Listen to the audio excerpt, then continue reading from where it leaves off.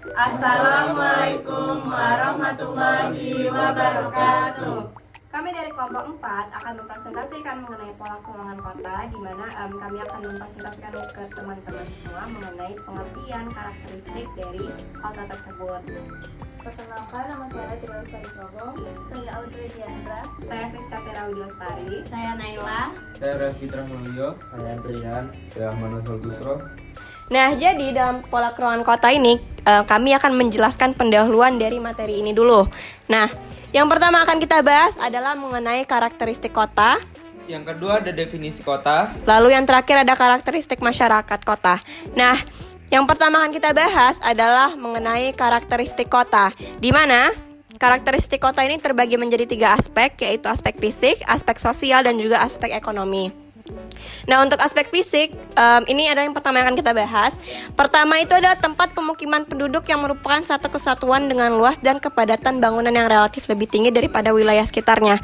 Nah, ini menyatakan bahwa dalam kota itu dia memiliki kepadatan penduduk yang lebih tinggi, di mana ketika kepadatan penduduk itu semakin tinggi, maka terdapat tempat pemukiman penduduk yang semakin banyak juga.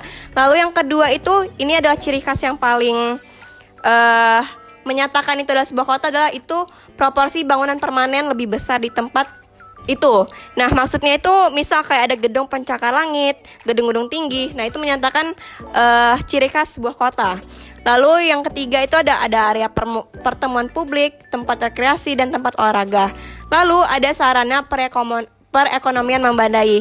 Lalu selain itu juga ada pemerintahan, di mana gedung pemerintahan ini biasanya itu ada di sekitar area pertemuan publik atau alun-alun.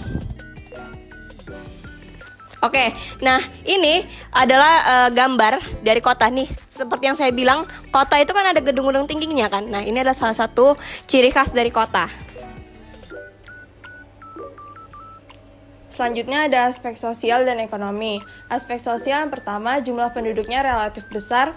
Yang kedua, mempunyai kepadatan penduduk yang relatif lebih tinggi dari wilayah sekitarnya. Selain itu, hukum yang ada di kota itu lebih ringan daripada di desa karena tidak ada hukum adatnya. Selanjutnya ada aspek ekonomi, mata pencaharian non-agraris. Rata-rata penduduk bekerja di perkantoran. Terus merupakan pusat kegiatan ekonomi yang menghubungkan kegiatan pertanian wilayah sekitarnya dan tempat pemasaran atau processing bahan baku bagi kegiatan industri. Terus tingkat pendapatan yang lebih tinggi, penduduk kota cenderung memiliki pendapatan yang tinggi walaupun diimbangi oleh biaya yang lebih tinggi juga. Jadi ini adalah definisi kota dari anggota-anggota kami, anggota kelompok 4. Pertama ada dari Naila. Naila itu, kota adalah sebuah wilayah yang terorganisir, kompleks, dan berkembang jauh lebih besar dibandingkan daerah sekitarnya, sehingga aktivitas di dalamnya lebih beragam. Terus ada dari Audrey, kota adalah wilayah atau daerah yang merupakan bagian dari sebuah provinsi. Kota memiliki beberapa kecamatan maupun kelurahan. Selanjutnya ada dari saya, Busro, kota adalah wilayah pemukiman dengan populasi padat, infrastruktur yang berkembang, serta pusat kegiatan ekonomi, sosial, dan budaya. Selanjutnya ada dari Adrian, kota adalah suatu wilayah yang sangat potensial dari segi manapun, mulai dari sektor pekerjaan, sektor kesehatan, sektor pendidikan, dan sebagainya. Kemudian ada dari Fisca, kota adalah area padat penduduk yang mencerminkan kehidupan modern dengan adanya pusat aktivitas ekonomi, sosial, dan budaya yang sangat maju. Selanjutnya ada dari Tri Lestari, kota adalah wilayah permukiman yang padat penduduk dan berfungsi sebagai pusat ekonomi, pemerintahan, serta kegiatan sosial dan budaya. Terakhir ada dari Raffi, kota adalah sebagai tempat untuk bermukim, tempat aktivitas sosial sebagai pusat perkembangan ekonomi. Baik, selanjutnya adalah pengertian kota dari menurut para ahli. Yang pertama itu yaitu menurut Erwin Tarto. Menurut Erwin Tarto sendiri, kota itu adalah sebuah bentang budaya yang cukup luas, di mana dikarenakan oleh unsur-unsur alamiah yang cukup besar yang memiliki kehidupan yang bersifat heterogen dan materialistis dibandingkan daerah sekitarnya.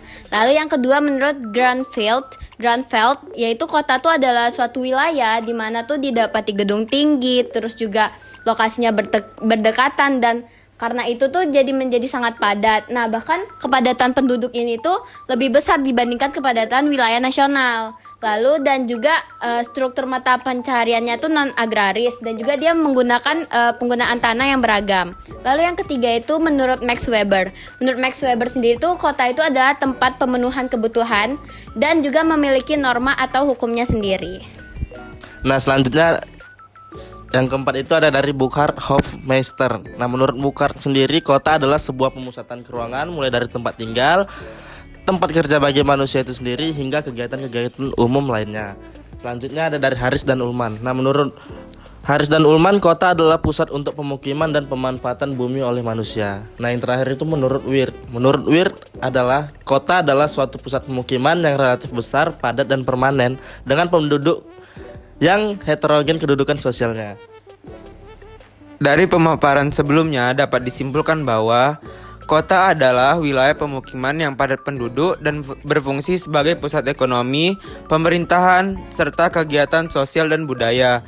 Kota mencerminkan kehidupan modern dengan infrastruktur yang berkembang, menyediakan beragam peluang dalam sektor pekerjaan, kesehatan, dan pendidikan. Sebagai tempat interaksi sosial yang dinamis, kota memiliki potensi besar untuk perkembangan dan inovasi, menjadikannya pusat kehidupan yang kompleks dan beragam. Selanjutnya ada karakteristik masyarakat kota. Yang pertama, karena banyaknya urbanisasi tercipta keanekaragaman penduduk. Lalu hubungan sosial bersifat patembayan, yaitu tidak mengenal satu sama lain dan tidak mementingkan gotong royong. Contohnya seperti kehidupan di penduduk yang ada di apartemen, karena mereka itu lebih mementingkan diri sendiri. Lalu adanya heterogenitas. Terus sikap hidup penduduk egois dan individualistis, seperti yang saya bilang tadi, penduduk di apartemen. Lalu adanya kelompok atau kompleks tertentu, norma-norma keragaman tidak ketat, pandangan hidup masyarakat lebih rasional. Sekian dari kelompok 4, semoga hal-hal yang sudah kami sampaikan dapat bermanfaat untuk kita semua. Mohon maaf bila ada kesalahan. Wassalamualaikum warahmatullahi wabarakatuh.